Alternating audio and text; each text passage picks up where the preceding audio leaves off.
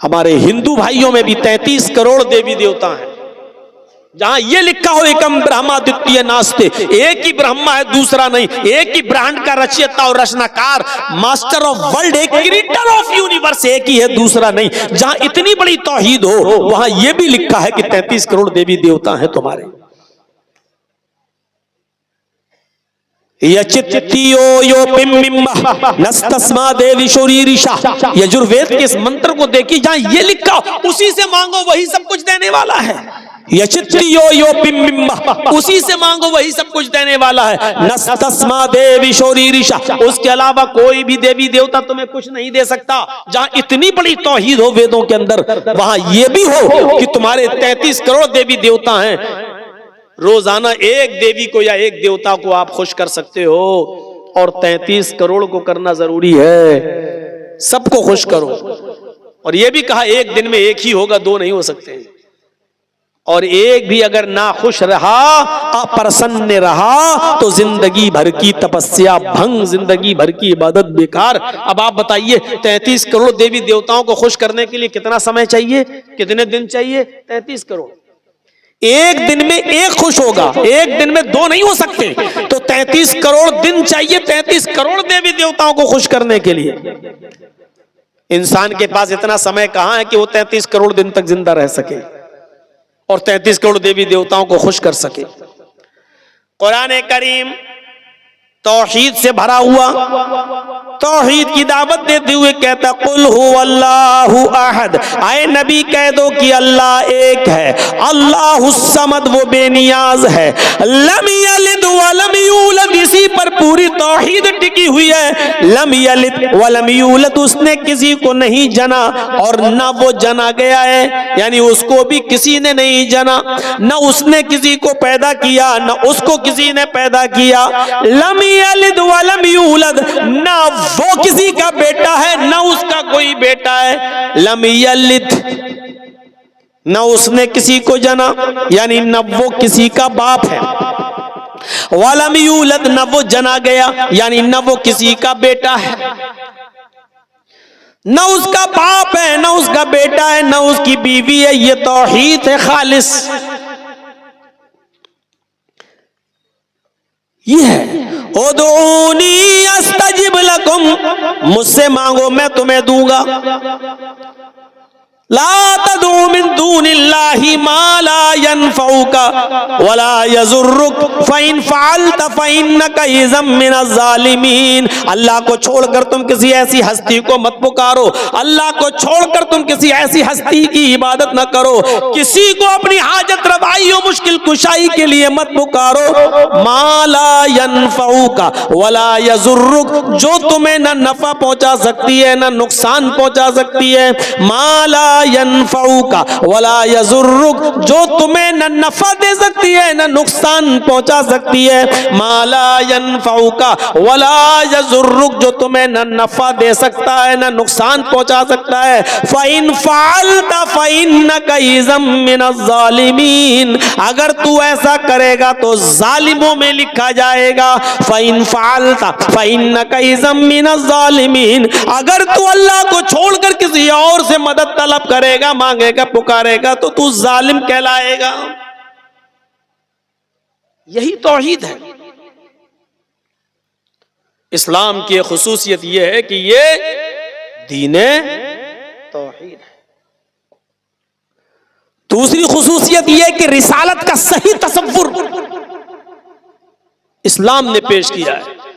दुनिया में जितने भी मज़ाहिब हैं, किसी भी मजहब के मजहबी इंसान मजहब को उठाकर देख लो, वो किसको मानते हैं? जिसको भी मानते हैं उन्होंने उसको इंसान ही नहीं रहने दिया। कोई एक मजहब उठा दो, कोई एक धर्म,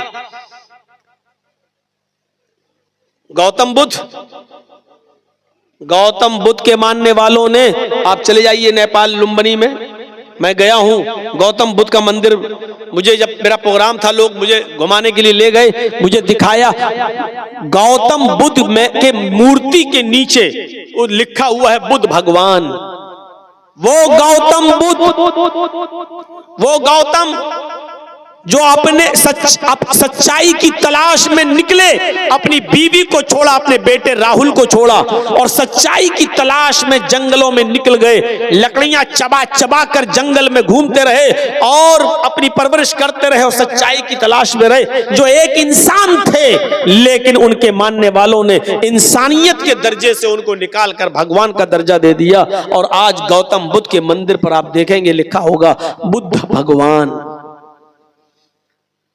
बहुत दूर मत जाइए, दिल्ली चले जाइए, सिखों के गुरुद्वारे में चले जाइए, आप चांदनी चौक पर जहां गुरु नानक जी की मूर्ति बनी हुई है, आप अंदर जाएंगे तो आपके सर पे वो लोग रुमाल रख देंगे, कुछ कपड़ा रख देंगे और कहेंगे कि अब जाइए आप। कोई भी जा सकता है वहां, लेकिन उनके जो कानून है उसको फॉलो करना पड़ेगा। सर पे कुछ कपड़ा अपना रख के, रुमाल वगैरह रख के आप जा सकते हैं। मैंने देखा है मेरे भाइयों, आज भी गुरु नानक की मूर्ति पर लिखा है नानक भगवान। वो गुरु नानक, जब आप गुरु ग्रंथ पढ़ेंगे तो गुरु नानक का एक वाकया गुरु ग्रंथ में आपको मिलेगा, एक मुसलमान के ताल्लुक से, कि बहुत कंजूस और बखील एक मुसलमान था। चमड़ी चली जाए दमड़ी न जाए, 1 रुपया नहीं देगा उसके बदले में, चाहे उसकी चमड़ी उधेड़ ली जाए। लगता है ऐसा शख्स खाने में अगर मक्खी भी गिर जाए तो निकाल के फेंकता नहीं होगा, पहले चूसता होगा फिर फेंकता होगा। इतना कंजूस बखील मुसलमान। जब नानक जी को पता चला, ये गुरु ग्रंथ में लिखा है उनकी किताब में, जब उनको पता चला है तो गुरु नानक उसके पास एक सुई लेकर गए। वो सुई जो कपड़ा सिलते हैं जिससे हम लोग, एक छोटी सी सुई उसके पास लेकर गए और गुरु नानक ने उस मुसलमान आदमी से कहा कि मेरे भाई, मैं ये छोटी सी सुई लेकर आया हूं। उसने बड़ी इज्जत की उस गुरु नानक की और कहा ये बैठिए। उसने नाश्ता पानी चाय जो भी उस दौर में चलता था उसने खिलाया पिलाया, और इस गुरु नानक ने चलते वक्त उस मुसलमान को सुई दी और सुई देकर कहा ये आज रख लीजिए, मैं आपके पास अमानत के तौर पे रख रहा हूं, ये सुई आज रख लेना अपने पास संभाल कर, और मैं जा रहा हूं। तुम्हारे धर्म में तुम्हारा अकीदा ये कि एक दिन इंसान मरेगा, फिर दोबारा उसको उठाया जाएगा, कयामत के दिन उसका हिसाब व किताब होगा। मुसलमान ने कहा जी हां। फरमाया बस ये सुई को तुम अभी रख लो, अपने बेटों को भी नसीहत कर दो कि जब तुम मरो तो ये सुई भी तुम्हारे साथ तुम्हारी कब्र तक पहुंचा दें। कल कयामत के दिन जब उठो और जब अल्लाह तुम्हारा हिसाब किताब ले तो ये सुई मुझे कल कयामत के दिन दे देना। वो मुसलमान कहने लगा आपका दिमाग तो नहीं खराब है? भला ये सुई लेकर कोई ऊपर जाएगा है? तो गुरु नानक ने यही बात उसकी पकड़ ली। गुरु ग्रंथ में लिखा है कि गुरु नानक ने उस मुसलमान से कहा कि जब एक छोटी सी और मामूली सी सुई तुम ऊपर नहीं ले जा सकते तो इतनी बड़ी दौलत, इतना बड़ा कारोबार, इतनी बड़ी फैक्ट्री, इतने बड़े मकानात और जमीन और जायदाद के तुम मालिक हो, फिर भी तुम्हारे दरवाजे के पास मोहताज और फकीर मायूस होकर मजबूर होकर लौट जाता है, तुम उसको एक दिरहम नहीं, एक दीनार नहीं, 1 रुपया तक नहीं देते हो, तुम एक फूटी कौड़ी नहीं देते हो, उसको भगा देते हो, तो क्या ये सारी की सारी चीजें अपनी छाती पर रखकर ले जाओगे? उस मुसलमान पर बड़े बड़े मुल्ला मौलवियों का असर न पड़ा, लेकिन गुरु नानक की इस बात का इतना असर पड़ा कि गुरु नानक लिखते, गुरु ग्रंथ में लिखा है कि उस मुसलमान ने गुरु नानक की बात मानकर अपनी जमीनों जायदाद सदका और खैरात कर दी, अपना मालो दौलत तकसीम कर दिया, सब गरीबों और मिस्कीनों में लुटा दिया। गुरु नानक ये मिसाल मुसलमान की देकर अपने सिख भाइयों को बताना चाहते थे कि देखो एक मुसलमान हमारी बात इतनी नहीं मानता है, तुम सिख बिरादरी के होकर हमारी बात नहीं मानते हो। मैं बताना ये चाहता हूं कि सिखों ने भी उस महान पुरुष को, उस गुरु नानक को भगवान का दर्जा दे दिया, इंसान नहीं रहने दिया। गौतम बुद्ध को बुद्ध भगवान, गुरु नानक को नानक भगवान। जैनियों में चले जाओ तो उन्होंने महावीर जी को भी महावीर भगवान का दर्जा दे दिया। हिंदू भाइयों में आ जाओ, कृष्ण जी और रामचंद्र जी को भी भगवान का दर्जा दे दिया गया। ईसाइयों में चले जाओ, ईसा अलैहिस्सलाम को सन ऑफ गॉड, अल्लाह का बेटा कह दिया गया। मुझे बताओ दुनिया में ऐसा कौन सा मजहब बाकी है जहां उन्होंने अपने यहां आने वाले महान पुरुष को पुरुष और इंसान ही रहने दिया हो, सिवाय इस्लाम के। इस्लाम वो मजहब है जो अपने दरमियान आए हुए पैगंबर जनाबे मोहम्मद रसूलुल्लाह को इंसान मानता है, भगवान खुदा का दर्जा नहीं देता है। बल्कि अल्लाह ताला अपने नबी की जबान से यह ऐलान भी करवा रहा है कि आए नबी कह दो कहीं ऐसा न हो कि आपके इंतकाल के बाद दुनिया वाले आपको भी पूजने लगे, आपकी भी इबादत करने लगे, आपको भी भगवान का या खुदा का दर्जा दे दें। इसलिए अपनी जबान से कह दो। अल्लाह के नबी ने इस दुनिया में अपनी जबान से ऐलान किया, कुल इन्नमा अना बशरुम मिस्लुकुम, कुल इन्नमा अना बशरुम मिस्लुकुम। आए नबी कह दो कि मैं तुम्हारी तरह का एक बशर हूँ। आए नबी कह दो कि मैं तुम्हारी तरह का एक इंसान हूँ। आए नबी कह दो कि मैं तुम्हारी तरह एक बशर हूँ, तुम्हारी तरह मिस्लुकुम। उठने में, बैठने में, लेटने में, सोने में, जागने में, खाने में, पीने में, चलने में, फिरने में, शादी ब्याह में, बीमारी में, सेहत में, मैं तुम्हारी तरह का एक इंसान हूं। तुम्हारे दो हाथ मेरे भी दो हाथ, तुम्हारे दो पैर मेरे भी दो पैर, तुम्हारा एक सर मेरा भी एक सर। तुम्हें बीमारी होती है मैं भी बीमार होता हूँ, तुम्हारे बीवी बच्चे हैं मेरे भी बीवी बच्चे हैं, तुम खाते हो पीते हो मैं भी खाता हूँ और पीता हूँ। और यही तो वजह थी कि अरब के लोग मोहम्मद रसूलुल्लाह को रसूल नहीं मानते थे। वो कहते थे ये कैसा आदमी है, अपने आप को रसूल कह रहा है। क्या एक हमारी तरह उठने बैठने चलने फिरने वाला इंसान भी रसूल हो सकता है? और वो कहते थे मा लिहाज़र रसूल याकुलु ताम व यमशी फिल अस्वाक। ये कैसा रसूल है जो हमारी तरह खाता पीता भी और बाजारों में चलता फिरता भी है। यानी उनकी नजर में ये बड़ी अजीब चीज थी। वो कहते थे कि कोई इंसान भी रसूल हो सकता है, चलने फिरने वाला भी। अरब के लोग इंसान मानते थे लेकिन रसूल नहीं। हमारे यहाँ पर एक मुसलमानों का बहुत बड़ा तबका मोहम्मद रसूलुल्लाह को रसूल मानता है लेकिन इंसान नहीं। गौर कीजिए, वो रसूल नहीं मानते थे लेकिन इंसान मानते थे। कहते थे माल हाजर रसूल याकुलु ताम व यमशी फिल अस्वाक। ऐसा इंसान भी रसूल हो सकता है जो खाता पीता हो और चलता फिरता हो बाजारों में, हमारी तरह खाता पीता है, हमारी तरह बाजारों में चलता घूमता है और कह रहा रसूल है। कैसे हम मान लें? और हम रसूल मानते हैं और कहते हैं कि वाह साहब हम जैसे नहीं। इसमें कोई शक नहीं कि अल्लाह के नबी उठने में, बैठने में, लेटने में, सोने में, जागने में, खाने में, पीने में हमारी तरह के एक इंसान थे। और ऐसे इंसान थे कि अल्लाह के नबी सल्लल्लाहु अलैहि वसल्लम के पास एक शख्स आता है, एक सहाबी, बदवी अराबी देहाती आता है और आने के बाद कुछ बात कहना चाहता अपने इलाके की। अल्लाह के नबी सल्लल्लाहु अलैहि वसल्लम ने कहा हाँ बोलो क्या बात। वो आया और कुछ कहना चाह रहा है, अल्लाह के रसूल, और कांपने लगा, थर्राने लगा। अल्लाह के नबी ने कहा बोलो क्या बात है, क्यों डर रहे हो, बोलो। कहा कि वो मैं अपने इलाके के लिए, फिर कांपने लगा।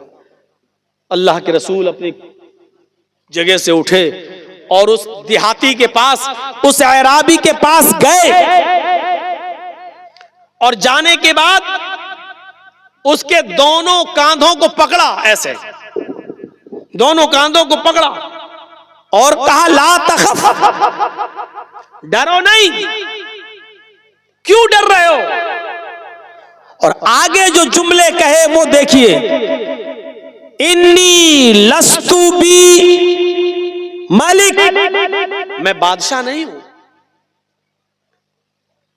क्यों डर रहे हो, मैं बादशाह नहीं हूं।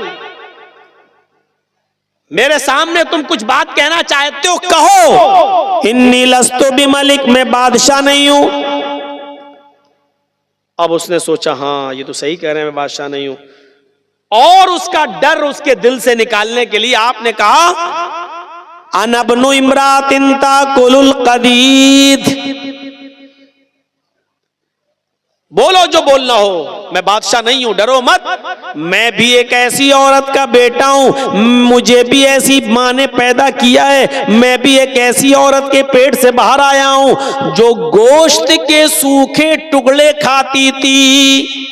अनबनु इमरातिन ताकुलुल कदीद, मैं भी ऐसी मां का बेटा हूं जो गोश्त के सूखे टुकड़े खाती थी। कदीद अरब के अंदर क्या करते थे, ऊंट का गोश्त, जैसे ऊंट को नहर किया, 2 किलो 4 किलो 5 किलो का बड़ा टुकड़ा उसका काटा और उसको साल्ट लगाकर, नमक वगैरह लगाकर उसको धूप में खुश्क कर लिया जाता था, धूप में उसको सुखा लिया जाता था और फिर जरूरत जब पड़ती थी तो उसी में से थोड़ा थोड़ा काट कर जरूरत के वक्त पका लिया करते थे और खा लिया करते थे, और बाकी टुकड़ा रखा रहता था। फिर कभी जरूरत पड़ी 1 हफ्ते बाद फिर थोड़ा सा काटा, फिर पकाया और खाया। इस गोश्त को कदीद कहते हैं अरबी जबान में। तो अल्लाह के नबी ने क्या फरमाया, अना बनो इमरातिन ताकुलुल कदीद। क्यों डरते हो मुझसे, मैं भी ऐसी मां का बेटा हूं जो गोश्त के सूखे टुकड़े खाती थी, यानी ताजा गोश्त भी जिसको खाने को नहीं मिलता था। कभी 4-5 किलो का टुकड़ा साल्ट नमक वगैरह लगा के धूप में सुखा लिया और जरूरत पड़ी तो उसी में से काट के पका लिया। ये गोश्त का टुकड़ा 2-2, 3-3, 4-4, 5-5 महीने चला करता था। गोश्त के सूखे टुकड़े खाने वाली औरत का बेटा हूं मैं। उसके बाद उस देहाती का डर निकला नबी अकरम सल्लल्लाहु अलैहि वसल्लम के ताल्लुक से, और फिर उसने अपनी बात अल्लाह के रसूल के सामने रखी। मैं बताना ये चाहता हूं कि लोगों ने तसव्वुर क्या दिया अपने अपने महान पुरुषों के बारे में। किसी ने बुद्ध भगवान, किसी ने नानक भगवान, किसी ने महावीर भगवान, किसी ने कृष्ण भगवान, किसी ने राम भगवान, किसी ने सन ऑफ गॉड ईसा को अल्लाह का बेटा, किसी ने कुछ किसी ने कुछ। लेकिन इस्लाम ने तसव्वुर यही दिया कि मोहम्मदुर रसूलुल्लाह भगवान नहीं थे, खुदा नहीं थे, अल्लाह नहीं थे, बल्कि वो एक ऐसी मां के बेटे थे जो गोश्त के सूखे टुकड़े खाती थी। यहां से हम अंदाजा लगाएं कि खुसूसियत क्या है इस्लाम की। इतनी सादगी कोई पेश करेगा? अल्लाह के नबी सल्लल्लाहु अलैहि वसल्लम ने भी कभी अपनी जबान से ऐसे जुमले अदा नहीं किए, न करवाए, बल्कि आपको लोगों को यह सिखाने में अच्छा लगता था कि ला इलाहा इल्लल्लाह मुहम्मदुर रसूलुल्लाह, मुहम्मदुर रसूलुल्लाह के अलावा आप ये कहलवाया करते थे कि ये कहो अशहदु अन्ना मुहम्मदन अब्दुहु व रसूलुहु। इसमें अब्दियत का इकरार भी है और रिसालत का इकरार भी है। इस बात का इकरार करो और गवाही दो कि अल्लाह के अलावा कोई माबूद नहीं, और इस बात की भी गवाही दो कि मोहम्मद अब्दुहु अल्लाह के बंदे हैं और उसके रसूल हैं। इस बात का इकरार करो कि पहले बंदे हैं और बाद में रसूल हैं। तो मेरे भाइयों, ये इस्लाम ने तालीम दी है और शिक्षा दी है। जब आपने यहूद और नसारा को देखा, जब आपने यहूद और नसारा को देखा कि वो अपने अपने नबियों की कब्रों को सजदा कर रहे हैं, तो आपको बड़ा मलाल हुआ। कुछ लोग हियरा बस्ती है एक मुल्क शाम के अंदर, कुछ लोग कुछ हियरा बस्ती से आए मुसलमान, वहां उन्होंने उस बस्ती के अंदर शाम में देखा कि ये वहां की यहूदी और ईसाई अपने अपने आलिमों को और अपने अपने बुजुर्गों को सजदा कर रहे हैं। तो ये लोग अल्लाह के नबी के पास जब मदीने आए तो अल्लाह के रसूल से कहने लगे, आए अल्लाह के नबी सल्लल्लाहु अलैहि वसल्लम, मैंने हीरा बस्ती के अंदर शाम के इलाके में यहूदी और ईसाइयों को देखा है कि वो अपने अपने नबियों को और अपने अपने बुजुर्गों को सजदा कर रहे हैं, तो क्या मैं आपको सजदा ना करूं? फिर उन्होंने एक और सवाल कर दिया, ऐ अल्लाह के नबी, जब आप इंतकाल फरमा जाएं, जब आप इस दुनिया से रुखसत हो जाएं और आपको कब्र में दफन कर दिया जाए, अल्फाज देखिए हदीस के, फरमाया अल्लाह के नबी सल्लल्लाहु अलैहि वसल्लम ने क्या उन लोगों ने पूछा क्या मैं आपको सजदा ना करूं? जब यहूद और नसारा अपने अपने बुजुर्गों को, उलमा को सजदा कर रहे हैं तो आप तो ज्यादा हकदार हैं, मैं आपको सजदा ना करूं? तो अल्लाह के नबी ने क्या कहा उनसे? लऊ मररता बिकबरी अन अतसजुदु लहू, लऊ मररता बिकबरी अतसजुदु लहू, क्या कल मेरे इंतकाल के बाद तुम मेरी कब्र के पास से गुजरोगे तो क्या तुम उसको सजदा करोगे?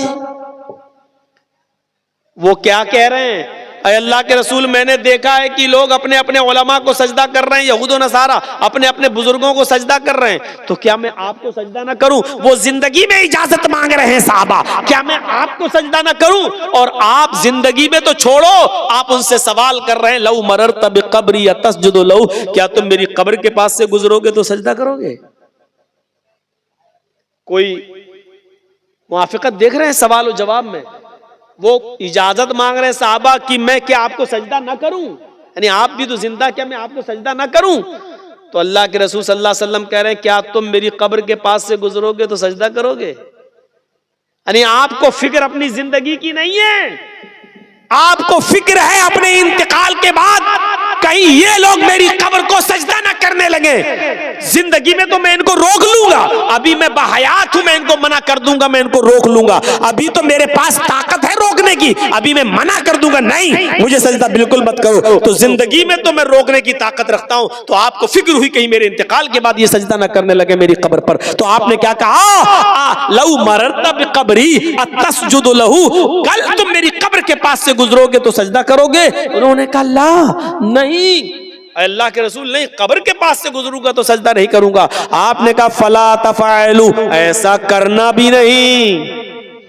उन्होंने कहा मैं नहीं करूंगा, आपने कहा ऐसा करना भी नहीं। उसके बाद अल्लाह के नबी ने फरमाया लानतुल्लाहि अलल यहूदी वन नसारा इत्तखज़ू कुबूर अंबियाइहिम मसाजिद, अल्लाह की लानत हो यहूदियों पर और नसरानियों पर जिन्होंने अपने अपने अंबिया की, अपने अपने पैगंबरों की कब्रों को सजदागाह बना लिया, जिन्होंने अपने अपने रसूलों की और अपने अपने नबियों की कब्रों पर सजदा करने की जगह बना लिया।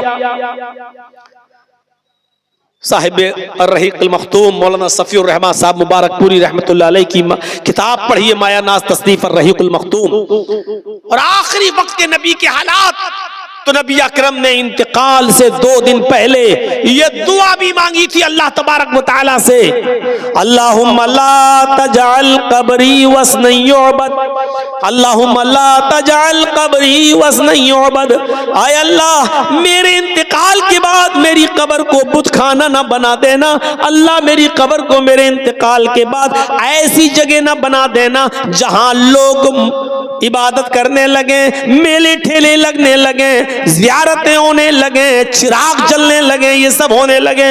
आपने मना किया और आपने फरमाया, दुआ भी की अल्लाह, पहले तो ये कि अल्लाह की लानत हो यहूद और नसारा पर जिन्होंने अपने अपने नबियों की कब्रों को सजदागाह बना लिया, और बाद में ये दुआ भी कर ली कि अल्लाह मेरी कब्र को सजदागाह मत बना देना, मेरी कब्र को चूमने चाटने की जगह ना बना देना। मेरे भाइयों, यहां से आप सीखिए कि आपने अपने बारे में क्या कहा।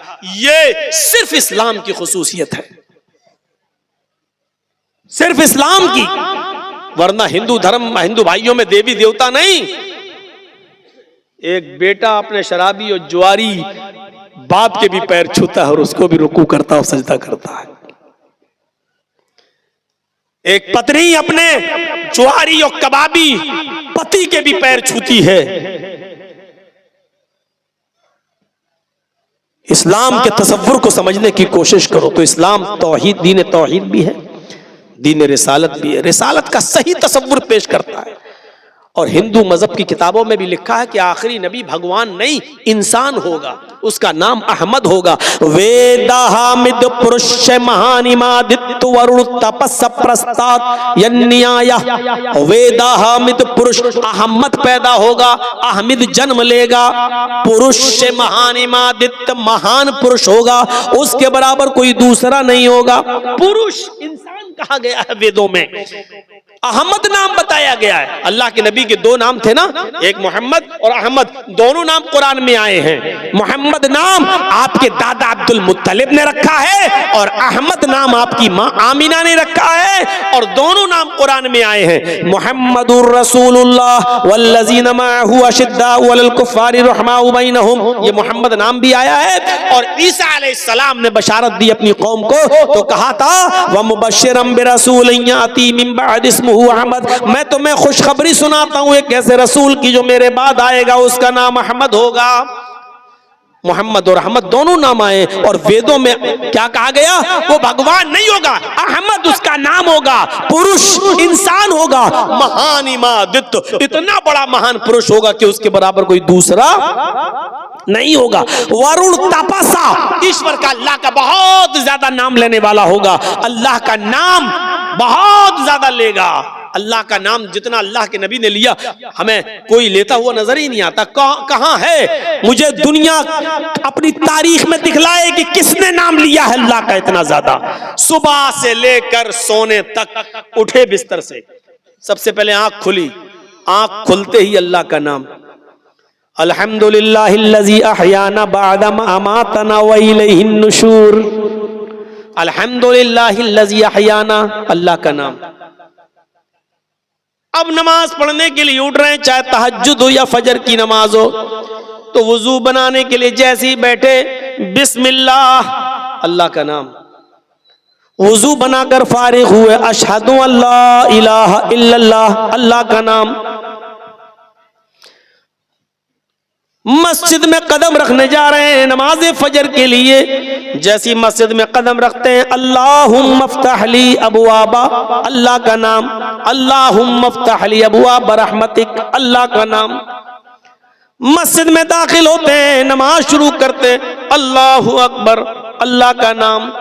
जब तक खड़े हैं अल्लाह की हम्दो सना और तारीफ, अल्लाहुम्मा बाइद बैनी व बैना खताया या सुब्हानक अल्लाहुम्मा व बिहम्दिका व तबारक अस्मुका, अल्हम्दुलिल्लाहि रब्बिल आलमीन अर्रहमानिर रहीम मालिकी यौमिद्दीन, अल्लाह की हम्दो सना।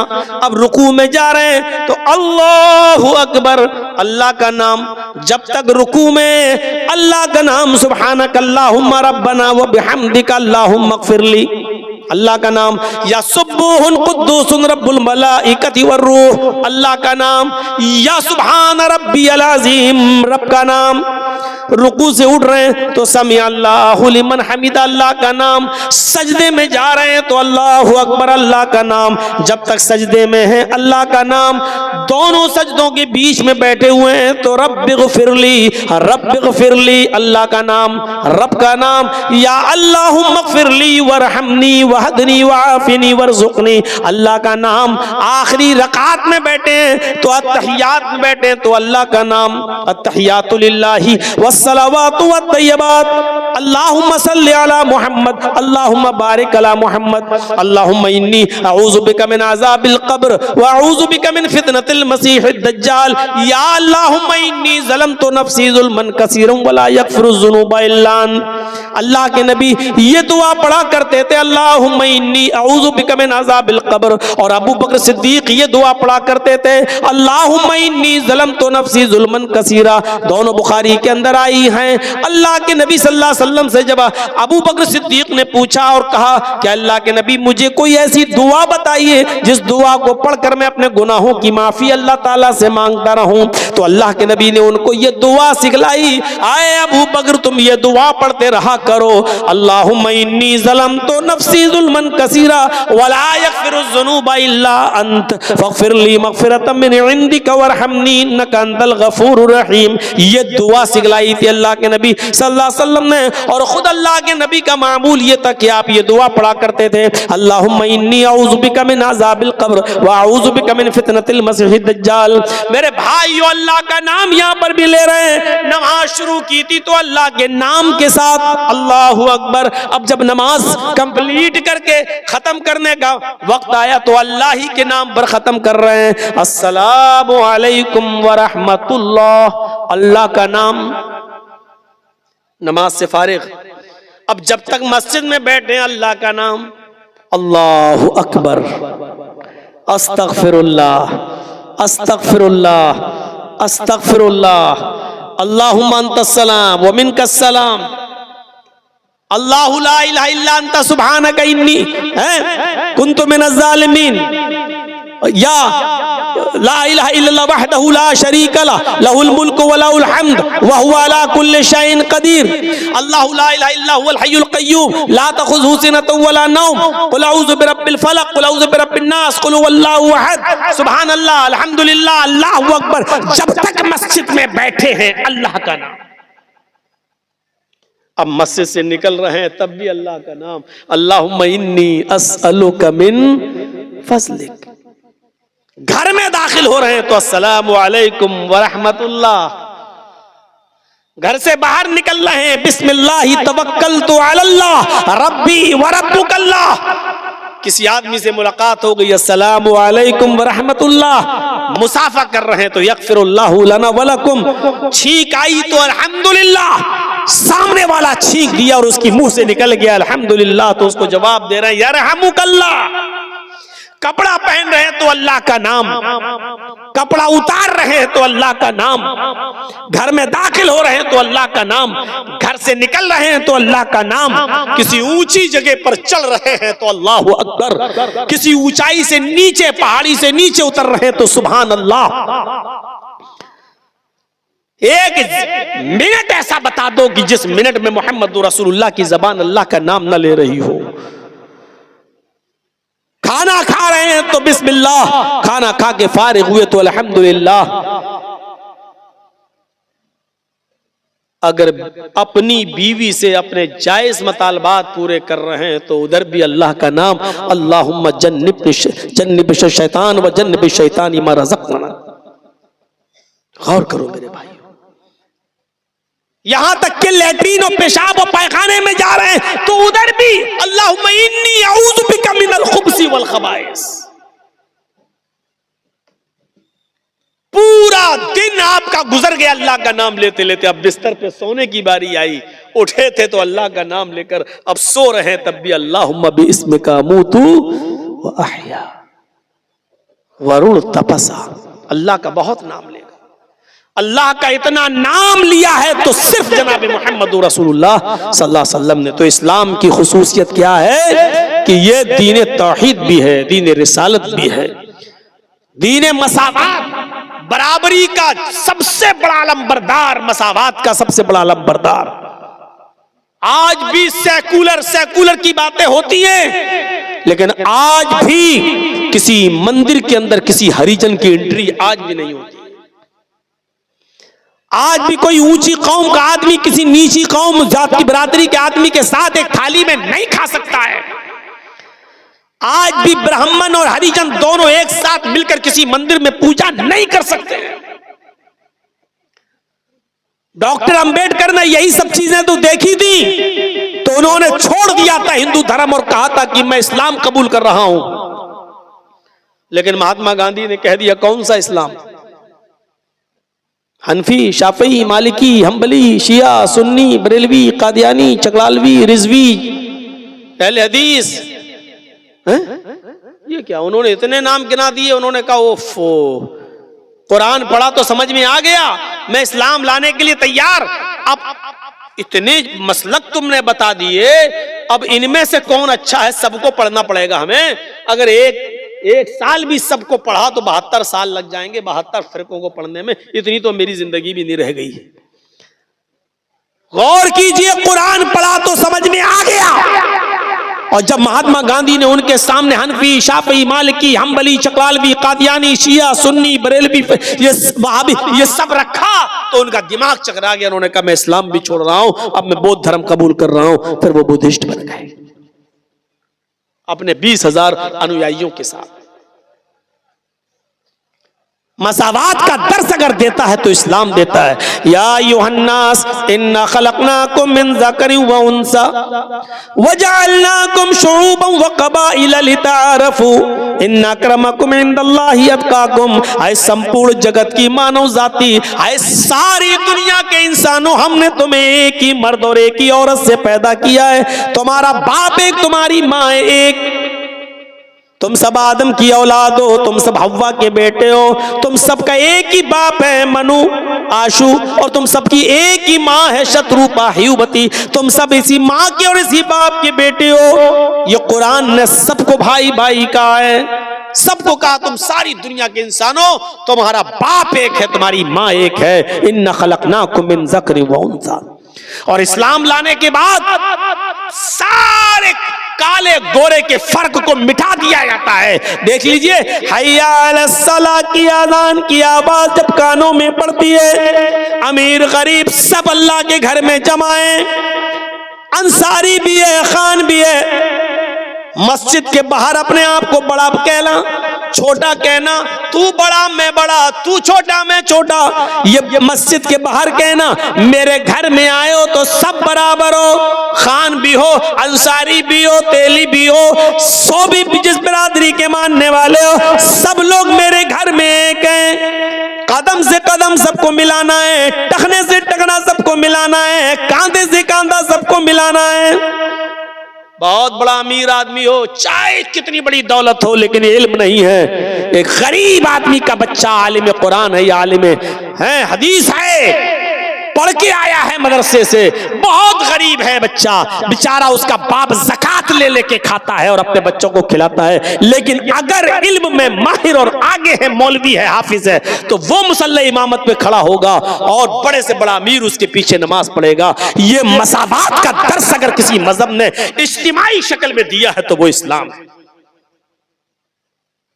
यही आजान की आवाज पार्लियामेंट में एमपी और एमएलए मुसलमानों के लिए भी है, और यही आजान की आवाज सड़कों पर भीख मांगने वाले भिखारियों के लिए भी है। दोनों एक ही वक्त में मस्जिद में आएंगे। अमीर के लिए कोई अलग वक्त और गरीब के लिए कोई अलग वक्त नहीं। अमीर के लिए कोई और मस्जिद नहीं और गरीब के लिए कोई और मस्जिद नहीं।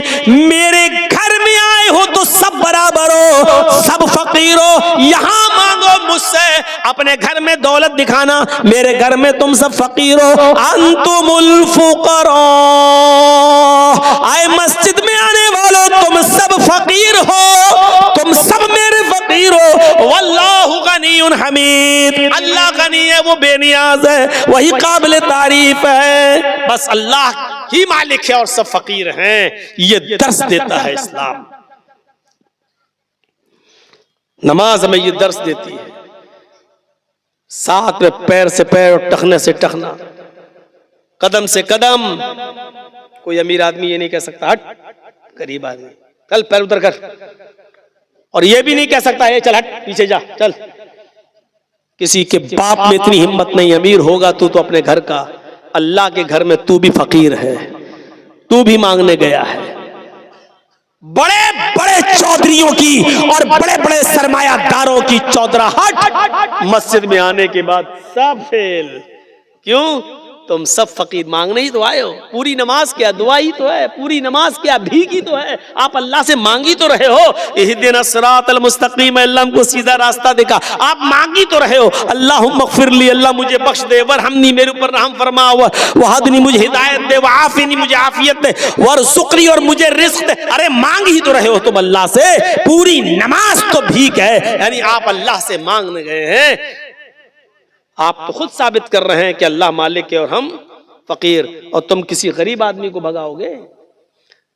इसी मंजर को देखकर तो डॉक्टर अंबेडकर ने कहा था, ये देखिए अमीरी गरीबी के फर्क को मिटा दिया गया है, काले गोरे के फर्क को मिटा दिया गया है। यही तो इस्लाम है, यही तो दर्स दिया है मोहम्मद रसूलुल्लाह ने। इस्लाम यही दर्स। हजरत उमर फारूक पेशाब कर रहे हैं और उनका गुलाम कहता हुआ चीखता हुआ निकला, ये अमीरुल मोमिनीन, अमीरुल मोमिनीन, अमीरुल मोमिनीन। हजरत उमर फारूक को नहीं देख पाया वो। अब अमीरुल मोमिनीन पेशाब कर रहे हैं, उनको गुस्सा आ रहा, कमीना अमीरुल मोमिनीन चिल्ला रहा, पता नहीं मैं पेशाब कर रहा हूं, ऐसे कैसे उठ जाऊंगा। जब इस्तंजा करके फारिग हुए तो उसको जी देख नहीं रहे हो कि मैं पेशाब कर रहा था। अमीरुल मोमिनीन एक थप्पड़ दिया उसके गाल पर। हाँ बोलो क्या बात। उसने अपनी कुछ बात बताई और कहा ठीक है अच्छा चलो हो जाएगा। उसके बाद जब जाने लगे, हजरत उमर फारूक इधर मुड़े, वो इधर मुड़ा। उनका गुलाम कहने लगा, अमीरुल मोमिनीन, आप मुझे जिस काम के लिए भेज रहे हैं मैं जा रहा हूं, लेकिन थोड़ी सी गुजारिश है। कहा जी बोलो। अभी अभी आपने मेरे गाल पर जो थप्पड़ मारा है, बस आपको मैं इतना कहना चाहता हूं कि थोड़ा सा अकेले में जाकर, अपने घर में तन्हाई में जाकर थोड़ी देर के लिए इतना सोच लेना कि ये थप्पड़ आपने जायज मारा है कि नाजायज मारा है। इतना एहसास कर लेना, कहीं आपने धोखे में और उजलत में, जल्दबाजी में तो मेरे गाल पे थप्पड़ नहीं मार दिया। मुझे तो अपनी कोई गलती नजर नहीं आ रही थी, हो सकता है कि आपको कोई गलती नजर आए। अगर कोई गलती नजर आ जाए तो मुझे भी बता देना। अमीरुल मोमिनीन ने कहा, साफ साफ गलती है। जब तुम देख रहे हो कि मैं पेशाब कर रहा हूं, बैठा हूं इस्तंजे के लिए, फिर तुम अमीरुल मोमिनीन चिल्ला रहे हो। कोई आदमी पेशाब छोड़कर कैसे आ जाएगा? उस आदमी ने जवाब दिया, गुलाम ने, अमीरुल मोमिनीन, अल्लाह की कसम खाकर कहता हूं, उसकी इज्जत व जलाल की कसम खाकर कहता हूं, मुझे नहीं मालूम था कि आप पेशाब कर रहे हैं बैठे हुए हैं। मेरी नजर तो आपके ऊपर पड़ी नहीं। मैं रोजाना आपके दरवाजे पर खड़े होकर अमीरुल मोमिनीन कहता था, आज भी मैंने कह दिया, ये सोच करके आप अंदर होंगे तो बाहर निकल आएंगे। मैंने घर के दरवाजे पर खड़े होकर अमीरुल मोमिनीन चिल्लाया, मैंने मुड़ के नहीं देखा कि आप इधर नाली के किनारे पर बैठकर पेशाब कर रहे हैं। मेरी नजर आपके ऊपर नहीं पड़ी, और इस बात को मैं अल्लाह की कसम खाकर बता सकता हूं, कह सकता हूं। हजरत उमर फारूक ने कहा, जब तूने अल्लाह की कसम खाकर इतनी बड़ी बात कह दी तो बात ही खत्म है। फिर मैंने तुझे जो थप्पड़ मारा है वो मेरी गलती है, वो मेरा कसूर है। आए मेरे खादिम, तुम भी, ये गाल हाजिर है, और तुम भी जोरदार थप्पड़, जितनी जोर से मैंने तुम्हें मारा है उतनी जोर से थप्पड़ तुम मेरे गाल पर मार लो। उसने कहा, अमीरुल मोमिनीन, मुझे मारना ही नहीं है, बस एहसास दिलाना है। अगर आपको अपनी गलती का एहसास हो गया तो मैंने आपको माफ कर दिया। फरमाया उसको पकड़कर कि तुम इसलिए माफ कर रहे हो क्योंकि मैं अमीरुल मोमिनीन हूं, तुम मेरे नीचे हो, खादिम हो। ऐसा ना हो कि कल कयामत के दिन तुम मेरा गरीबान पकड़ लो और कयामत के दिन तुम मेरा बदला ले लो। नहीं, तुम्हें आज बदला लेना होगा। उस खातिम ने, उस गुलाम ने कहा, अमीरुल मोमिनीन, मैं उसी अल्लाह की कसम खाकर कहता हूं कि मैंने दिल से आपको माफ कर दिया है। जब आपने अपनी गलती का एतराफ कर लिया है तो मैं दिल से माफ कर रहा हूं। मैं अल्लाह की इज्जत व जलाल की कसम खाकर कहता हूं, कयामत के दिन मैं आपसे बदला लेने का कोई हकदार नहीं हो सकता, इसलिए कि मैं आपको इसी दुनिया में अल्लाह के लिए माफ कर रहा। जब हजरत उमर ने ये सुना तब उसको छोड़ा कि जब तुमने अल्लाह की कसम खाकर मुझे माफ कर दिया तो अमीरुल मोमिनीन। ये तो हिंदुस्तान जैसे एक मुल्क के नहीं, 22 लाख मुरब्बा मील पर हुकूमत करने वाली शख्सियत, 22 लाख मुरब्बा मील। अरब भी, ईरान भी उसी में, मिस्र भी उसी में, आजरबाईजान भी उसी में, उर्दू भी उसी में, अलजायर भी उसी में, शाम भी उसी में। गौर कीजिए, इतनी सारे के सारे जो आज अलग अलग मुल्क बन गए हैं, इतनी बड़ी बस्ती के अकेले 22 लाख मुरब्बा मील पर हुकूमत करने वाली शख्सियत, और अपने आप को बदले के लिए पेश कर रही है, मुझे भी मारो। क्यों? क्योंकि इस्लाम लाने के बाद अमीर और गरीब का कोई फर्क नहीं। गाल के बदले गाल, हाथ के बदले हाथ, गर्दन के बदले गर्दन। मैंने तुम्हें मारा है, तुम मुझे मारो। ये है मसावात। इस्लाम दीन तौहीद है, दीन रिसालत है, दीन मसावात है, दीन अदल है, दीन तकवा है। और अभी मैंने जो आपको बताया है मसावात का युद्ध, इस्लाम दीन सहल भी है, आसानी है इसके अंदर, बहुत आसानी। पहले जमाने में इतनी आसानियां नहीं थी। पांचों वक्त की नमाज फर्ज है। इतनी जबरदस्त फर्जियत है नमाज की कि किसी भी हाल में और किसी भी कंडीशन में माफ नहीं है। खड़े होकर पढ़ने की ताकत नहीं है तो बैठ के पढ़ो लेकिन पढ़ो, बैठ के पढ़ने की ताकत नहीं है तो लेट के पढ़ो लेकिन पढ़ो, यही आसानी है। यह नहीं कहा कि मर रहे हो लेकिन खड़े होकर पढ़ो, यह नहीं कहा जान जा रही हो फिर भी खड़े होकर पढ़ो। माफ तो किसी कंडीशन में नहीं है, लेकिन आसानी इतनी दे रखी है कि खड़े होकर पढ़ने की ताकत नहीं तो बैठ के पढ़ो, बैठ के नहीं तो लेट के पढ़ो, इशारे से पढ़ो। होंठ हिलाकर पढ़ सकते हो तो होंठ ही हिलाकर पढ़ो। वुजू करने से तबीयत और खराब हो रही है तो तयम्मुम करके पढ़ो लेकिन पढ़ो। पेशाब की में नलकी पड़ी हुई है, पाइप पड़ा हुआ है, पेशाब की थैली लटकी हुई है, इस कंडीशन में भी आपको नमाज पढ़ना है। मुंह के होंठ हिलाकर पढ़ना है, जबान हिलाकर पढ़ना है, लेकिन पढ़ना है। आसानी करनी। इस्लाम दीन एतिदाल, दीन मोतदिल है, इसके अंदर एतिदाल ही एतिदाल मिलेगा। ज़कात फर्ज है मुसलमानों हम सब के ऊपर, लेकिन जो साहिब इस्तिताअत न हो, यह नहीं कहा गया कि तुम अपना घर बेचो तब ज़कात दो। एतिदाल में ज़कात फर्ज है उन लोगों पर जो साहिब इस्तिताअत हो। हज फर्ज है हम सब के ऊपर, लेकिन जो इन इस्तिताअत इलैहि सबीला, जो वहां तक जाने की ताकत रखता हो। हज फर्ज है मुसलमान पर, लेकिन ये नहीं कहा गया कि अपनी दुकान बेचकर जाओ लेकिन जाओ, ये नहीं कहा गया अपना मकान बेचकर जाओ लेकिन जाओ। आसानी है इस्लाम के अंदर। पानी नहीं मिल रहा है तो तयम्मुम करके नमाज पढ़ लो। एतिदाल है और सहूलत है इस्लाम के अंदर। मेरे भाइयों, इससे ज्यादा सहूलत और क्या होगी कि एक शख्स आया अल्लाह के रसूल के पास और कहने लगा हलक तो या रसूल अल्लाह, बुखारी के अल्फाज, अल्लाह के रसूल मैं तो हलाक हो गया, बर्बाद हो गया। आपने कहा क्यों, क्या हुआ? कहा अल्लाह के रसूल रोजे की हालत में बीवी से हम बिस्तरी कर ली। आपने कहा अच्छा, गलती तो हुई है तुमसे, लेकिन इस्लाम के अंदर रास्ता है, और वो रास्ता ये है कि इस एक रोजे को तो तुम्हें पूरा करना ही पड़ेगा बाद में। अब एक गुलाम आजाद करो। कहा अल्लाह के रसूल पूरी जिंदगी हमें गुलामी करते हुए हो गई दूसरे की, हम कहां के गुलाम आजाद कर पाएंगे?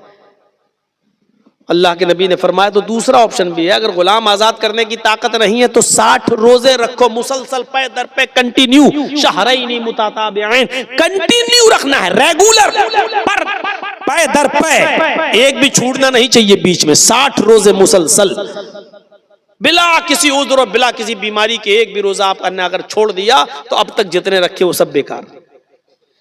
मसलन अगर आपने 50 रोजे रखे, अब सोचा कि थोड़ा 2-4 दिन आराम कर लें, 10 ही तो रह गए हैं, और जहां आपने बिला किसी उज़्र के, बिला किसी बीमारी के एक रोजा भी छोड़ दिया, वो 50 बेकार, फिर से रखो 1 से 7। कहता कितने? का 60। का अल्लाह के रसूल एक रोजे का तो यह हाल है, बीवी से मिल बैठा, 60 रोजे कहां से रख लूंगा, मेरे पास 60 रोजे रखने की भी ताकत नहीं। आपने कहा फिर एक और तीसरा रास्ता है, बस आखिरी, लास्ट वे, आखिरी रास्ता। का क्या है बताइए बताइए? आपने फरमाया 60 मिस्कीनों को खाना खिलाओ। सोचने लगा। आपने कहा क्या सोच रहे हो? कहा कि अल्लाह के रसूल इसके अलावा कोई? का नहीं, सिर्फ 60 मिस्कीनों को, अब ये आखिरी रास्ता है। कहा अल्लाह के रसूल आपको शायद मेरी कंडीशन मालूम नहीं है। आपने कहा क्या हुआ? कहा मेरा अपना यह हाल है कि अगर सुबह खाने को मिल जाए तो शाम को भूखा सोता हूं, और शाम को मुझे और मेरी फैमिली को अगर खाने को मिल जाए तो सुबह से लेकर शाम तक भूखा रहता हूं। हमें दोनों टाइम खाना नहीं मिल पा रहा है, मैं 60 मिस्कीनों को खाना कहां से खिला सकता हूं? नहीं है। 3 ही ऑप्शन होते हैं और तीनों उसके पास नहीं है। तो अल्लाह के रसूल ने कहा अच्छा लो रुको, मैं तुम्हारे लिए इंतजाम करवाता हूं, कुछ तो करना पड़ेगा तुम्हें, ऐसे थोड़ी बीवी हलाल हो जाएगी तुम्हारे लिए। नमाज का वक्त होता है, नमाज के बाद आपने ऐलान किया सहाबा से, ये तुम्हारा भाई है, रोजे की हालत में बीवी से हम बिस्तरी कर बैठा है, गुलाम आजाद करने की ताकत नहीं, रोजे रखने की ताकत नहीं, मिस्कीनों को खाना खिलाने की ताकत नहीं, इसके लिए चंदा करो, जो किसी के पास हो लेकर आओ, इसकी मदद करो। ये अपने इलाके के गरीबों मिस्कीनों में तकसीम कर देगा, इसका कफारा अदा हो जाएगा, इसकी पेनाल्टी अदा हो जाएगी। अच्छा, अब लोग अपने घर से लाए, कोई 2 खजूर, कोई 5 खजूर, कोई 10 खजूर, कोई कुछ, एक टोकरा भर गया, इतनी बड़ी थैली। अल्लाह के रसूल ने अपने हाथ से उठाकर उसको दिया, लो ये तुम्हारे भाइयों ने तुम्हारे लिए चंदा किया है, पकड़ो इसको। कहा मैं क्या करूं इसका अल्लाह के रसूल? ताज्जुब देखिए। कहा अल्लाह के नबी ने, जाओ अपने कबीले में, अपने खानदान में जाओ और इसको अपने इलाके के गरीबों में, अपने कबीले के गरीबों में तकसीम कर दो, तुम्हारा कफारा अदा हो जाएगा और तुम्हारी बीवी हलाल हो जाएगी तुम्हारे लिए, जाओ। कहने लगा अल्लाह के नबी सल्लल्लाहु अलैहि वसल्लम, मैं अपने कबीले में किसको दूं? आपने कहा बताया तो, अपने इलाके के गरीबों में, मिस्कीनों में बांट दो। कहने लगा अल्लाह की कसम, पूरे गांव में, पूरे कबीले में, पूरे खानदान में मुझसे ज्यादा गरीब कोई है ही नहीं। ये सुना तो अल्लाह के नबी के चेहरे पर मुस्कुराहट आ गई, आपके दांत दिखाई देने लगे, आपकी बाँछें खिल उठी और हंसते हुए कहा तो तू ही ले जा, जा खुद खा ले और अपने बच्चों को खिला दे, तेरा कफारा अदा हो जाएगा, जा। इससे ज्यादा आसानी कौन से मजहब पे और किस मजहब में मिलेगी? ये दीन मोअतदिल है।